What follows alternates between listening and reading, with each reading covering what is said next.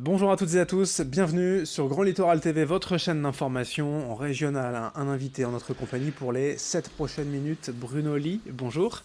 Bonjour Adrien, Vous bonjour à tous. êtes le directeur de l'agence de communication Coteo. Vous organisez notamment quelques salons, on va en parler sur la Côte d'Opale, sur le littoral. On va en parler d'abord. Un mot quand même de cette agence de communication. Alors la réponse est dans la question, mais quel est votre métier, quel est votre rôle en fait?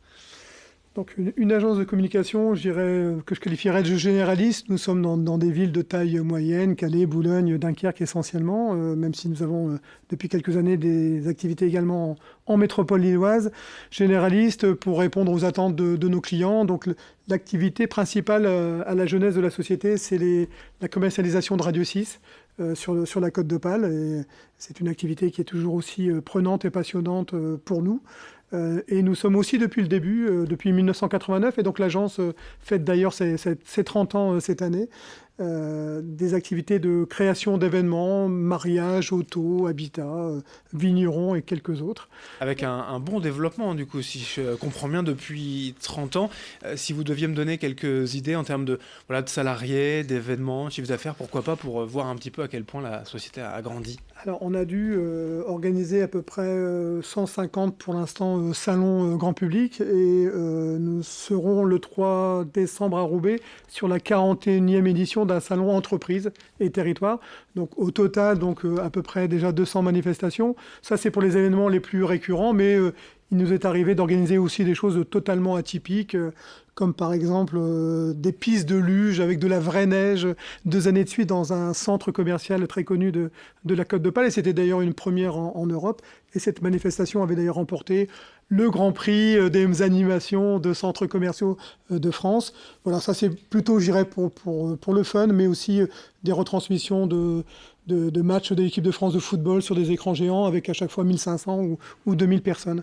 Vous êtes prêt à tout, en quelque sorte? Oui, vous devez le sentir, on est curieux de tout, on aime plutôt bien les défis, à partir du moment où ils restent tout de même dans nos cordes, notamment dans celle de l'équipe, puisque c'est une équipe somme toute restreinte. Nous sommes actuellement 16 personnes, avec des talents, je dirais, tous différents, puisque nous avons également, en plus des activités radio et événementielles, des activités Internet, parce que ça nous avait été demandé à l'époque et qu'on avait lancé ça en 1999, juste avant l'éclatement de la bulle. On a su tenir le choc, ce qui n'était pas le cas d'ailleurs de certains de nos confrères à l'époque, mais Dieu sait si à l'époque c'était bien compliqué au moment des années 2000. La diversité que l'on comprend de l'agence, de vos métiers, de vos capacités d'organisation, c'est ça un peu qui fait votre force quand vous allez voir un client ou un client va vous voir, c'est-à-dire qu'on peut à peu près tout imaginer, même quelque chose qu'on n'a jamais fait, on va regarder et ça nous fait pas peur. Oui, c'est ce côté-là, plus le côté complémentaire de nos activités qui font qu'ils n'ont qu'un seul interlocuteur, qu'il s'agisse de la mise en œuvre pratico-pratique de l'événement, mais aussi sa communication, son accompagnement. On a la chance d'avoir 16 personnes et vraiment 16 profils totalement différents, et on tient beaucoup à cette diversité. Alors, l'un des salons que l'on connaît bien, c'est Salon Entreprise et Territoire. C'est peut-être, vous me diriez, une figure de proue pour l'agence. Mais plus récemment, en tout cas dans l'actualité, une nouveauté, il y a cette année les salons de l'habitat que vous organisez à Calais, Saint-Omer et à Boulay. Les salons de l'habitat sont une nouveauté dans ce sens où il y aura pour la première fois cette année, pour chacun de ces 3 salons qui se déroulent à Calais en septembre, à Boulogne-sur-Mer en octobre et à Saint-Omer en novembre. Certains d'entre eux sont déjà leur 22e édition, comme à Calais. La grosse nouveauté, c'est le fait d'offrir une voiture sur chacun de ces 3 salons. Ce seront des jeux évidemment totalement gratuits, il va sans dire, et l'entrée est également totalement libre pour tous ceux qui ont des projets de rénovation, de construction. C'est vraiment un bel endroit puisque, sur le principe bien connu des salons, c'est avoir sous un même toit, au même moment, un très grand nombre de professionnels qui sont réunis. Et c'est quand même très pratique pour toutes les personnes qui ont ce type de projet.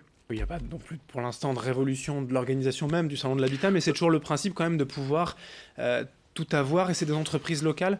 Ce sont essentiellement des entreprises locales, parce que nous on est persuadés, c'est un petit peu l'ADN de la société désormais, que les solutions sont locales, et qu'évidemment il faut d'abord mettre en avant toutes les richesses d'un territoire, avant peut-être d'en aller en chercher. Alors il ne s'agit pas de faire du protectionnisme, c'est pas du tout l'esprit, mais de se dire que pour des raisons d'emploi et aussi peut-être d'environnement, parce qu'il est inutile parfois de faire venir des entreprises à 300 km, plus l'impact social que ça peut avoir avec des personnes qui sont dans les bouchons au quotidien, alors qu'elles auraient pu peut-être récupérer des marchés localement. Donc pour des raisons environnementales, je dirais de qualité de vie des salariés, et puis sur un plan emploi, évidemment qu'il faut d'abord privilégier les solutions locales. Et par exemple, les rencontres entreprises et territoires, puisqu'on va finir par en parler quand même, c'est la baseline d'ailleurs, les solutions sont locales. Oui, Preuve qu'il y a une défense du territoire aussi et des acteurs locaux. D'ailleurs, c'est à Calais le 10 octobre. Oui, c'est à Calais au Forum Gambetta. C'est quoi déjà vraiment le gène, l'ambition de ce salon? D'autant que ce salon est né à Calais, donc on est là vraiment aux jeunesses de l'opération. Le jeudi 10 octobre, on en sera, me semble-t-il, à la 8e édition, toute ville consécutive sur Calais. Donc 8 années, le principe est bien ancré. Des rencontres entre des entrepreneurs, mais pas que des entrepreneurs entre eux. Il y a aussi des acteurs publics, des élus, des techniciens. Et l'idée, c'est que ces personnes se rencontrent au profit de l'activité économique et donc, au final, au profit de l'emploi. Ça, c'est un concept assez unique et qui fonctionne auprès oui, alors des qui non seulement fonctionne, alors qui fonctionne. Alors, on n'a aucune... La 8e édition, en tout cas, ça montre que les 5 premières sont bien passées. L'agence s'est toujours montrée prudente et c'est aussi peut-être pour ça qu'on est toujours en activité 30 ans après. Il faut rester évidemment modeste.